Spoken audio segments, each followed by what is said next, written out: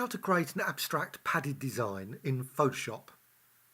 Well, in this case, I'm using a gradient, and just to get the central point, I'm just going to use View and New Guide Layout and set it to 2 and 2. So you've just got that central point there. Okay, now go to the gradient tool. Now, select a gradient. Now, the gradients you've got in the gradient panel may vary. So you just, obviously, if you want to set them back to the original gradients, just go to the right side menu. There's the little settings there. And then go to Reset Gradients. Click OK. Now, I'm going to select one of the gradients there. What I'm going to do next is I'm going to actually go to, and I'm using radial, the radial option. Go to the blending modes, and I'm just going to set that to different. So what I want to do is create a gradient with lots and lots of different colours. So it's just not one sort of like green, blue, whatever. It's just going to be made up of loads and loads of different things like blue, green, purple, blacks, and so on and so on. And you just can achieve that just by creating the gradient, just changing the length of the gradient and using the difference. So just stop at some point. Now you can do it multiple times, 10 times, 15 times, up to you how many you want to do. Also, you can maybe just vary the gradient as well, so and then just apply it again. Again, always from that central point. Right, once you've actually done that, what I'm going to do, View, and I'm going to clear the guides. I don't want the guides anymore, I've used it. Now, Filter menu and Pixelate and Crystallize. So just go to there, and now you can vary the size, Pixelate, Crystallize, and you can modify the cell size. Now I'm going to go for fairly large cell size. I mean, you can do smaller, but I'm just going to go for like 200, 300, whatever. Depends on the size of the document. And you see, you've got lots and lots of different cells now. Now you can't see much of the original gradient, but now what you can do, you can actually use the magic wand. Select the magic wand and then select the cells. Now I'm setting the tolerance down to 1. Could set it to 0 even, up to you.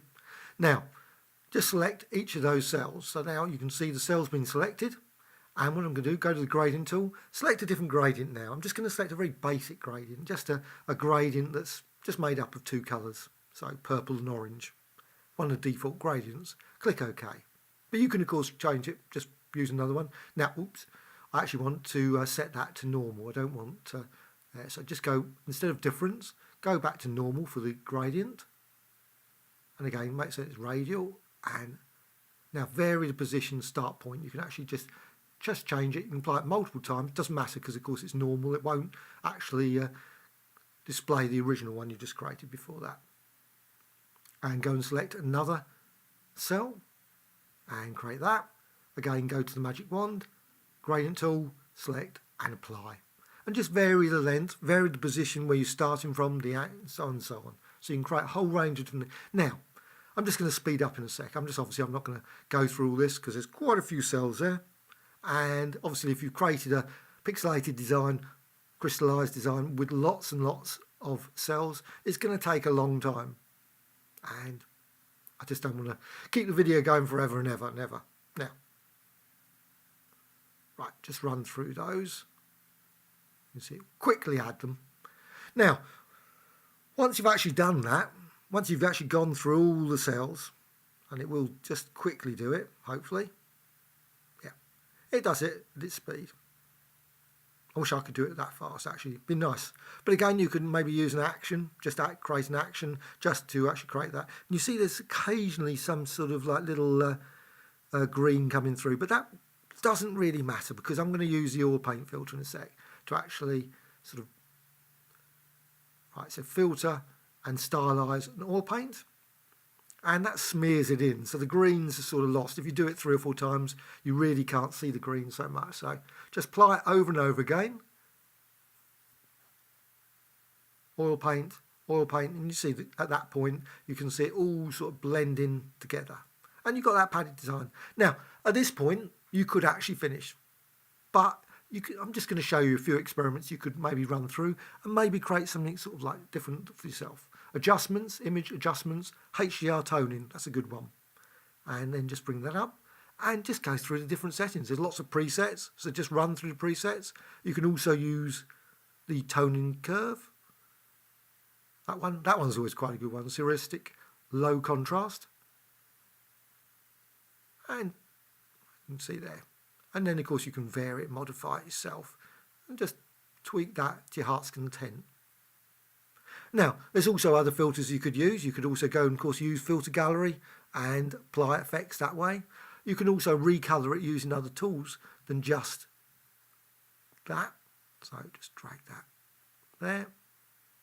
Again, you can experiment over and over again just to change your padded design very, very subtly.